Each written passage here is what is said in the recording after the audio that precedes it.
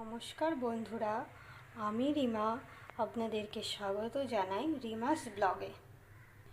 আজ আমি আপনাদেরকে দেখাবো সম্পূর্ণ নিরামিষভাবে তৈরি লাউয়ের ঘন্ট রেসিপি। এই লাউয়ের ঘন্ট খুবই একটি সাধারণ রান্না। তাহলে দেখে নিন কিভাবে আমি এই লাউয়ের ঘন্ট রেসিপিটি রান্না করি।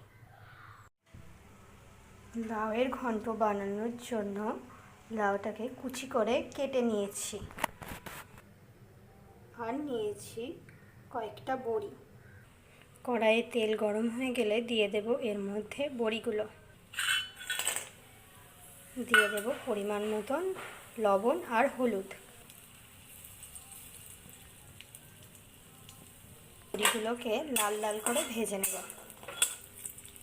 বড়িগুলো লাল লাল করে ভেজে নেওয়া হয়ে গেছে, এবার এগুলিকে তুলে নেব। এবার এই তেলের মধ্যে ফোড়ন হিসাবে ব্যবহার করব একটা শুকনো লঙ্কা, 5 জিরে আর একটা তেজপাতা। ফোড়নটাকে হালকা ভেজে নেব।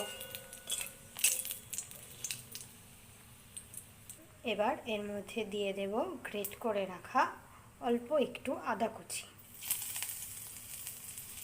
আর একটা কাঁচা লঙ্কা। আদাটা আমার ভালো করে ভাজা হয়ে গেছে। এবার আমি এর মধ্যে অ্যাড করব আগে থেকে কেটে রাখা লাউ। লাউয়ের মধ্যে দিয়ে দেব পরিমাণ মতো লবণ আর হলুদ।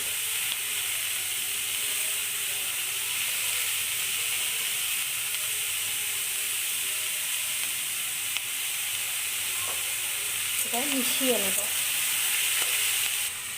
লবণ আর হলুদটাকে ভালো করে মিশিয়ে নিয়েছি। এবার একটা ঢাকনা দিয়ে লাউটাকে চাপা দিয়ে দেব।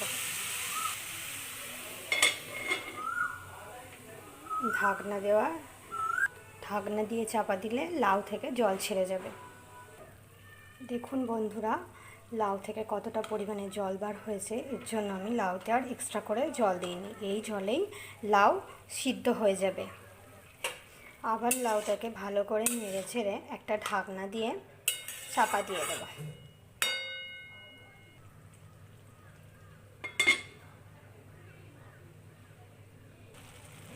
লাউয়ের মধ্যে এবার আমি অ্যাড করব আগে থেকে ভেজে রাখা বড়ি।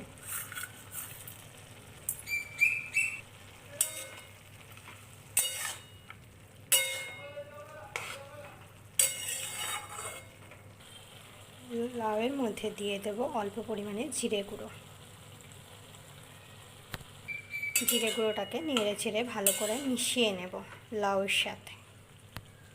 এবার এই রেসিপিটির মধ্যে আমি অ্যাড করব আটা গোলা। আপনারা চাইলে এর মধ্যেও চালের গুঁড়োও দিতে পারেন। এবার আমি লাউয়ের ঘন্টর মধ্যে ব্যবহার করব চিনি। লাউ যেহেতু একটা জল জলে সবজি, তাই এর মধ্যে চিনি দিলে খেতে আরও ভালো লাগে। দিয়ে দেব পরিমাণ মতো চিনি। এবার ভালো করে নেড়ে চেড়ে মিশিয়ে নামিয়ে নেব লাউয়ের ঘন্ট। এইভাবে লাউয়ের ঘন্ট বাড়িতে বানিয়ে দেখবেন, দারুণ খেতে লাগে। আর আমাকে কমেন্ট বক্সে কমেন্ট করে জানাতে ভুলবেন না কিন্তু। যদি আমার এই রান্নাটা আপনাদের ভালো লেগে থাকে তবে একটি লাইক আর চ্যানেলটিকে সাবস্ক্রাইব করে দেবেন। Thank you for watching.